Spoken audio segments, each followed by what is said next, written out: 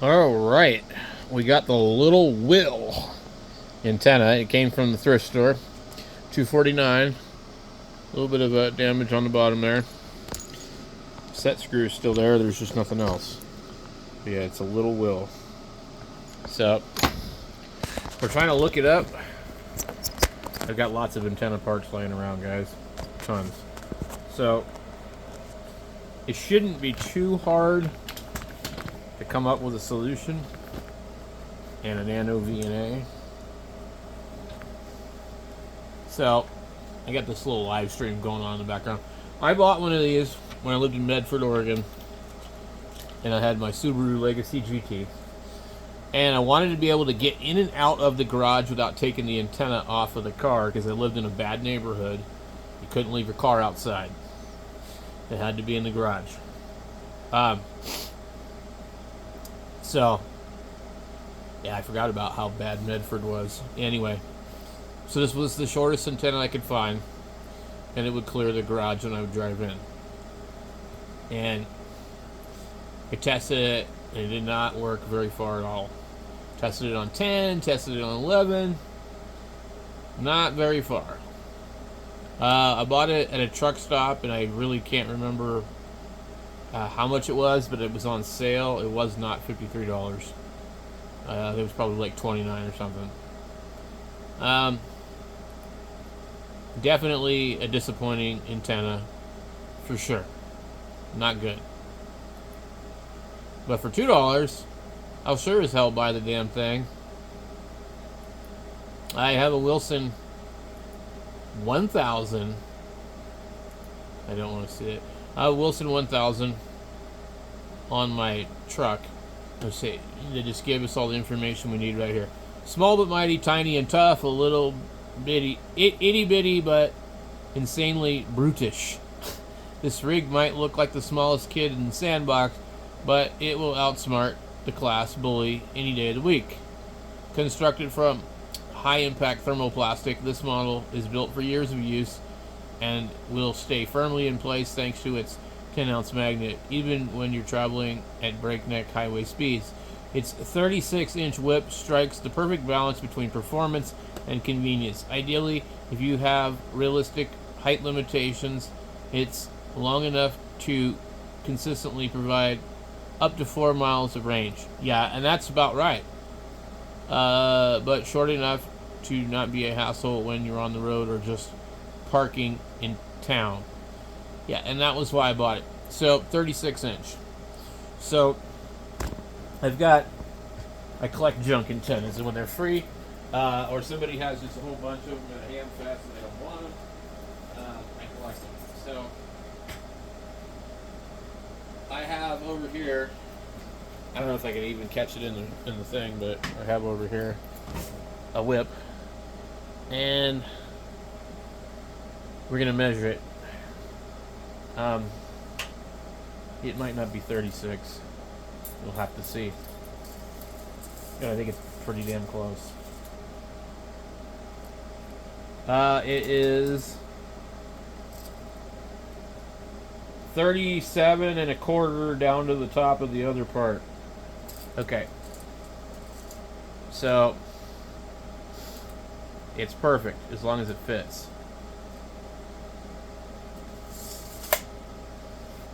So let's come over here. All right, one thing I learned a long time ago with magnetic things, don't stick them on the floor in your shop.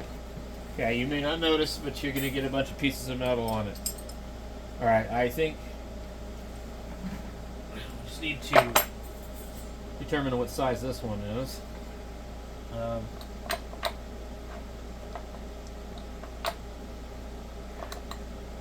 Some of these, they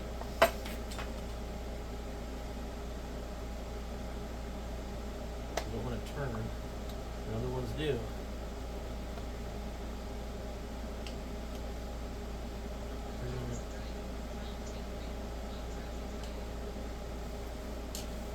What in the hell was that noise? I heard something say something about driving. And what I think it is that possibly dash cam over there.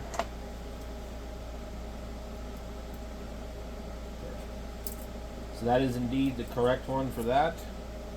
So this is over 36 inches, so this will work fine. Let's go ahead and tighten this in. I don't know if we're gonna, yeah, we'll go all the way. I don't want to lose that piece. Hopefully this one here is the same size. And thank God it is. So now, sometimes these will be different sizes, guys. It's always a good idea. Kind of take a look at the end of it. If there's some schmutz on it, take something and clean it off. Get that crap off of there. Let me see here. For me, I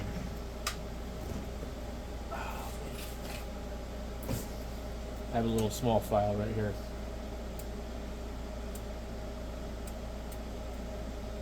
There's almost like oxidization. Okay, I'm just going to file the end of this. I don't want to sit here and mess with this thing all day.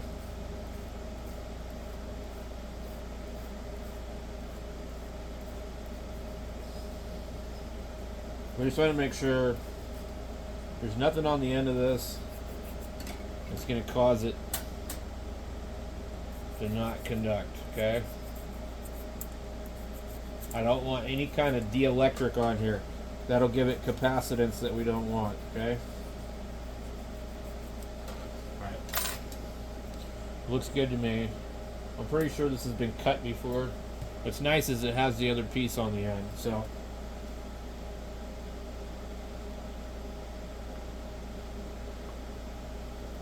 Alright. And then you want to make sure that this thing doesn't have any funny crap on it.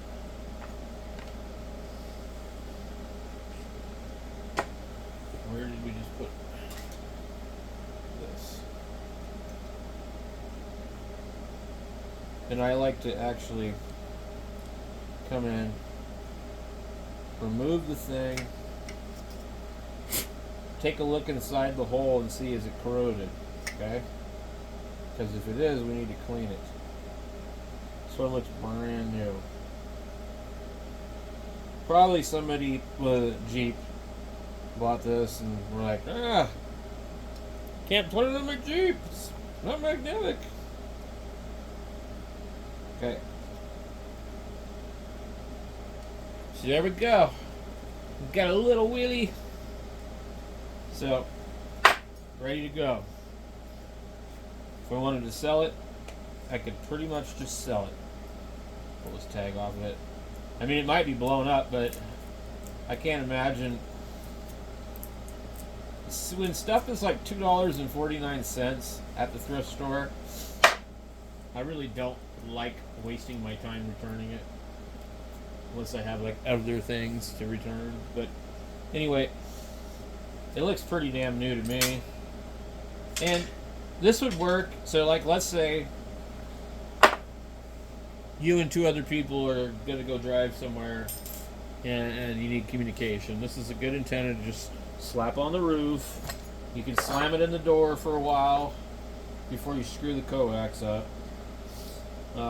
You can always probably take it apart and resolder new coax on it.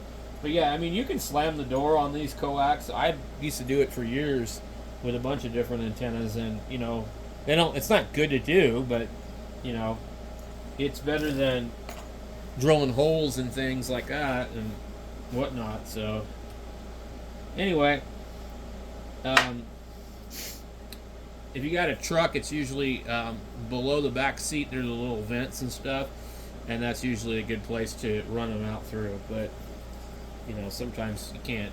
If you had a rental car or something, you could get one of these and just slap it on the roof. You know, if you really didn't want to slam it in the door, roll your window down and put it on the roof. You know. Anyway, it should work pretty good. I don't know what else they say about it over here, but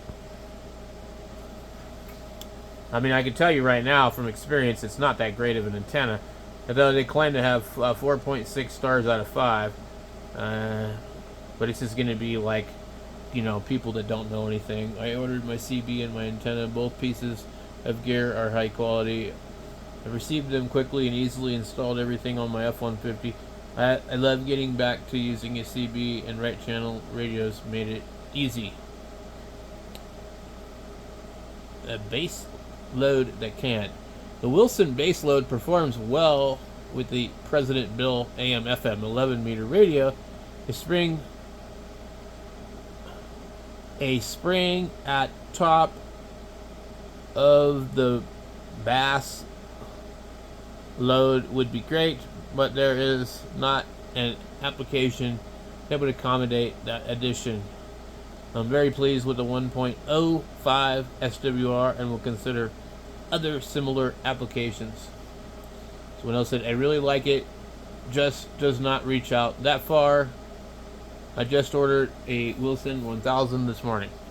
And seriously, like if you're a CBer or you're a ham operator that likes 10 meters, get yourself a Wilson 1000. There really isn't a better antenna that you can slap on the roof.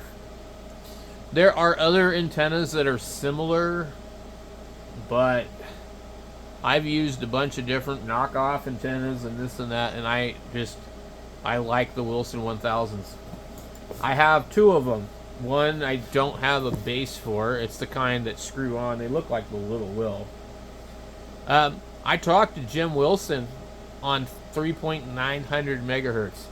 Now, Jim Wilson is getting up there in years, and I think he's in Nevada. I can't remember, but he'll tell you right now he's got Alzheimer's or something. I can't remember, but apparently he does a whole lot of other crazy radio stuff.